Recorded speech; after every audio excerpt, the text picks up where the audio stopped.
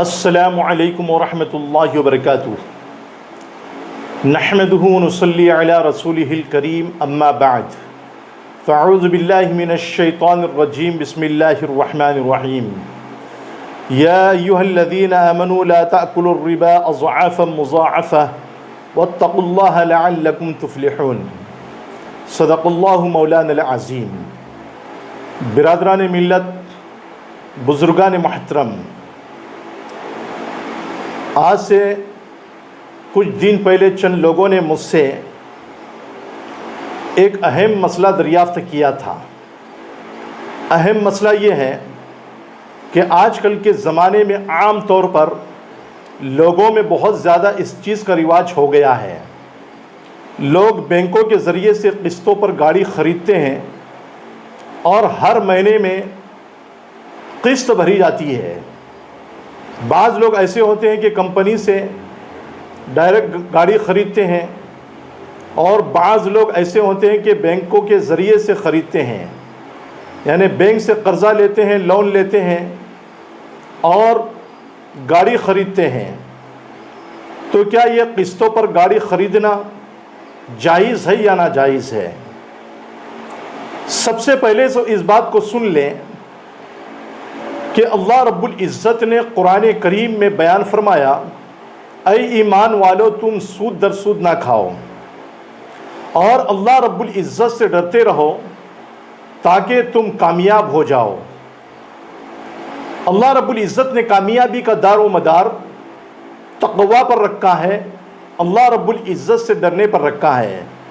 جس شخص کے اندر اللہ کا ڈر ہوگا، خوف ہوگا، وہ حرام چیزوں سے، حرام کاموں سے بچتا رہے گا۔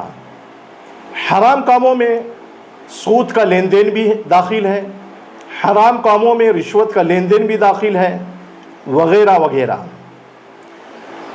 امام مسلم رحمۃ اللہ علیہ نے اور محدث عبد الرزاق رحمۃ اللہ علیہ نے اور امام بیہقی رحمۃ اللہ علیہ نے ایک حدیث پاک نقل کی ہے۔ وہ حدیث پاک حضرت ابو ہریرہ رضی اللہ تعالی عنہ سے روایت ہے کہ نبی کریم صلی اللہ علیہ وسلم نے بیان فرمایا، ان اللہ طیب لا يقبل الا طیبا۔ بلا شبہ اللہ رب العزت پاک صاف ہے، اور اللہ رب العزت پاک صاف چیزوں کو ہی قبول فرماتا ہے۔ اور اللہ رب العزت نے مومن بندوں کو ان چیزوں کا حکم دیا ہے جن چیزوں کا حکم اللہ رب العزت نے اپنے پیغمبروں کو، اپنے رسولوں کو دیا ہے۔ جیسا کہ اللہ رب العزت نے قرآن کریم میں بیان فرمایا، یا ایھا الرسول کلوا من الطیبات واعملوا صالحا۔ اے میرے پیغمبروں کہ تم پاکیزہ رزق کھاؤ، پاکیزہ چیزیں کھاؤ اور نیک عمل کرتے رہو۔ اور یہی حکم اللہ رب العزت نے اپنے ایمان والے بندوں کو دیا ہے، یا ایھا الذین آمنوا کلوا من طیبات ما رزقناکم، کہ اے ایمان والو ہم نے جو پاکیزہ رزق تم کو دیا ہے اس میں سے کھاؤ، اللہ کا شکر ادا کرتے رہو اگر تم اسی کی عبادت کرتے ہو۔ پھر آگے اللہ کے رسول صلی اللہ علیہ وسلم نے بہت بہترین بات بیان فرمائی ہے، ثم ذکر الرجل یطیل السفر۔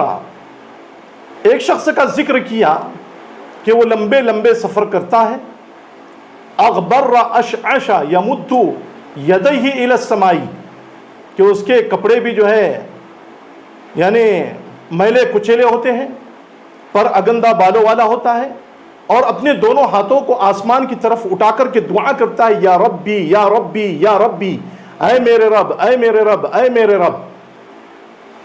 لیکن مطعمہ حرام وملبسہ حرام ومشربہ حرام، کہ اس کا کھانا بھی حرام کا، اس کا پینا بھی حرام کا، اس کا لباس بھی حرام کا، وغذی بالحرام، اور حرام چیزوں سے اس کی پرورش کی گئی ہے۔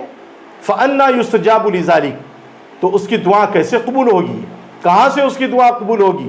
جب کھانا بھی حرام کا، اس کا پینا بھی حرام کا، اور اسی طریقے سے اس کے کپڑے بھی حرام کے، اس کی پوری تربیت حرام غذا کے ذریعے سے ہوئی ہے، تو اللہ رب العزت اس کی دعا کیسے قبول کرے گا؟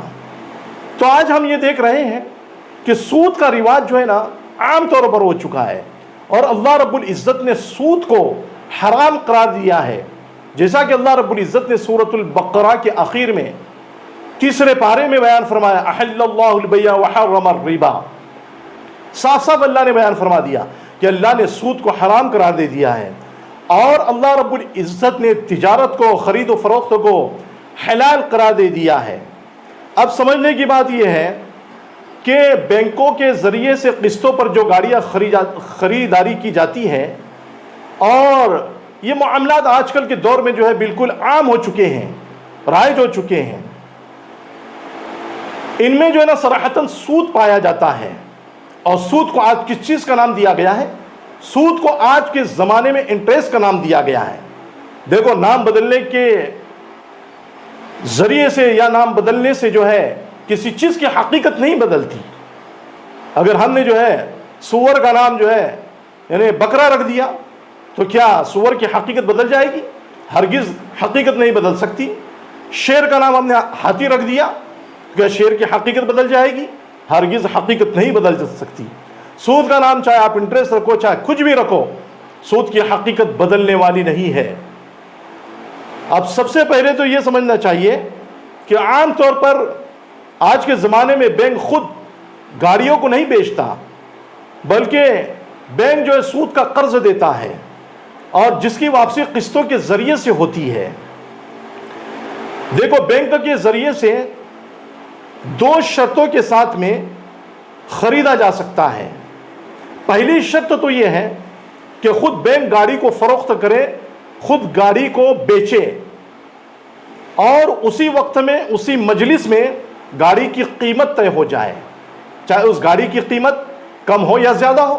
بینک نے کمپنی سے خریدا 1,00,000 روپے میں، مثال کے طور پر 1,00,000 روپے میں خریدا، اور بینک اس گاڑی کو چاہے 10,00,000 روپے میں بیچے، چاہے 5,00,000 روپے میں بیچے، چاہے اس گاڑی کو جو ہے 50,000 روپے میں بیچے، تو بینک کے لیے یہ چیز جائز ہے۔ تو ایک شرط تو یہ ہے، اور دوسری شرط یہ ہے کہ قسطیں جو ادا کی جاتی ہے وہ وقت پر ادا کی جائے۔ اگر قسطوں کی ادائیگی میں تاخیر کی وجہ سے زیادہ رقم دینی پڑ جائے تو یہ سود کہلائے گا، اور اس کو ربا القرض کہتے ہیں۔ ربا القرض کے معنی کیا ہے؟ قرض پر زیادتی مشروط کرنے کا نام ربا القرض ہے۔ مثلا ہم نے جو ہے نا 1,000 روپے قرض کسی کو دیے، اور 10% زیادتی شرط کی کہ ہم نے جو ہے یہ کہا کہ تجھے 1,000 روپے دے رہا ہوں، اور ہر مہینے میں جو ہے تجھ سے 10% زیادہ لوں گا، یعنی 1,000 کے 1,100 روپے لوں گا۔ تو اس طریقے سے کسی کو قرض دینا اور شرط لگا لینا کہ اتنے زیادہ لوں گا، متعین کر دینا، یہ ربا القرض کہلاتا ہے۔ یہی چیز بعینہ ہی اس کے اندر بھی آتی ہے۔ کس میں آتی ہے؟ جو قسطوں پر گاڑیاں خریدی جاتی ہے، بینک ہم کو جو ہے نا قرض دیتا ہے اور قسطیں متعین کر دیتا ہے۔ کسی مہینے میں اگر قسط ناگا ہو گئی، تاخیر ہو گئی، اور ہم نے دینے میں تاخیر کر دی، تو بینک جو ہے نا پہلے سے شرط لگا دیتا ہے کہ دیکھو اتنی زیادتی جو ہے نا میں تم سے لوں گا، اتنے روپے زیادہ لوں گا۔ تو یہ روپے زیادہ دینا گرچہ ان کی نظر میں یہ جرمانہ کہلاتا ہے، مگر یہ جرمانہ نہیں ہوتا بلکہ سود ہوتا ہے۔ اس لیے میں ان لوگوں سے یہ کہتا ہوں کہ جو بینکوں کے ذریعے سے قسطوں پر گاڑیاں خریدتے ہیں، بینک سے سودی قرض لیتے ہیں، اور کسی وقت جو ہے کسی مہینے میں قسط کی ادائیگی میں تاخیر ہو جائے، تو تاخیر ہونے کی وجہ سے اب ان کو جو سود دینا پڑ رہا ہے، یہ بالکل حرام ہے۔ اللہ رب العزت نے اس کو حرام قرار دے دیا ہے۔ یا ایھا الذین آمنوا لا تاکلوا الربا اضعافا مضاعفا۔ اور یہ آج بینکوں کے ذریعے سے گاڑیاں کیوں خریدی جاتی ہیں، قسطیں کیوں دی جاتی ہیں؟ یہ ہماری لالچ کی وجہ سے ہے، حسد کی وجہ سے ہے، کہ ہمارے ایک بھائی نے جو ہے 10,00,000 روپے کی گاڑی خریدا بینک کے ذریعے سے، اور ہم نے جو اس کو دیکھ کر کے ہمارے دل کے اندر جو حسد پیدا ہو گیا، لالچ پیدا ہو گئی، ارے بھائی اس کے پاس تو 10,00,000 روپے کی گاڑی ہے، میں تو اس سے مہنگی گاڑی خریدوں گا، میں اس سے زیادہ قیمت والی گاڑی خریدوں گا۔ اس نے جو اسکارپیو خریدا ہے تو میں فارچونر خریدوں گا، میں BMW خریدوں گا، مرسیڈیز خریدوں گا۔ لیکن اس کو یہ نہیں سمجھتا کہ وہ بینک کے ذریعے سے اپنے دل کے اندر حسد کے ساتھ میں جو گاڑی خرید رہا ہے، اپنی دنیا کو بھی برباد کر رہا ہے اور آخرت کو بھی برباد کر رہا ہے۔ دیکھنے میں یہ بات آتی ہے کہ جو لوگ سودی معاملات کرتے ہیں، سودی لین دین کرتے ہیں، وہ جو ہے نا بالکل کنگال ہو جاتے ہیں عام طور پر۔ اگر کنگال نہیں بھی ہوئے تو ان کی زندگی برباد ہو جاتی ہے۔ اللہ کے رسول حضرت محمد الرسول اللہ صلی اللہ علیہ وسلم نے ایک حدیث پاک میں بیان فرمایا کہ سود کا جو کھانے والا ہے اور کھلانے والا ہے، لکھنے والا ہے اور اس کے گواہ جو بننے والے ہیں، اور اسی طریقے سے جتنے بھی معاملات کرنے والے ہیں سود کے متعلق، ان سب پر جو ہے نا لعنت ہے۔ تو اللہ رب العزت کی لعنت بھی ہوتی ہے، رسول کی بھی لعنت ہوتی ہے، فرشتوں کی بھی لعنت ہوتی ہے، اور مخلوقات کی بھی لعنت ہوتی ہے۔ تو لہٰذا میں یہ عرض کر رہا ہوں، یہ درخواست کر رہا ہوں کہ بینکوں کے ذریعے سے قسطوں پر جو گاڑی خریدی جاتی ہے اور بینکوں میں قسطوں پر جو سود بھرا جاتا ہے، سود دیا جاتا ہے، یہ بالکل جو ہے نا جائز نہیں ہے، بالکل حرام ہے۔ ان چیز سے بچنے کی کوشش کریں۔ دو شرطوں کے ساتھ میں بینک سے جو ہے نا گاڑی خریدی جا سکتی ہے۔ ایک شرط تو یہ بیان کی گئی ہے کہ خود بینک گاڑی کو فروخت کرے، بیچے، اور اسی وقت میں اسی مجلس میں اس کی قیمت طے ہو جائے، چاہے وہ قیمت کم ہو یا زیادہ ہو۔ اور دوسری شرط یہ ہے کہ قسطیں جو ہے نا وقت پر ادا کی جائے۔ اگر قسطوں کی ادائیگی میں تاخیر کی وجہ سے زیادہ رقم دینی پڑی تو یہ سود ہو جائے گا، جس کی قطعاً جو ہے نا اجازت نہیں ہے۔ یہ دو شرطیں اگر پائی جاتی ہیں تو آپ بینکوں کے ذریعے سے قسطوں پر گاڑیاں خرید سکتے ہیں، کمپنیوں سے گاڑیاں خرید سکتے ہیں، ورنہ آپ کے لیے گاڑیاں خریدنا بالکل جائز نہیں ہے، حرام ہے۔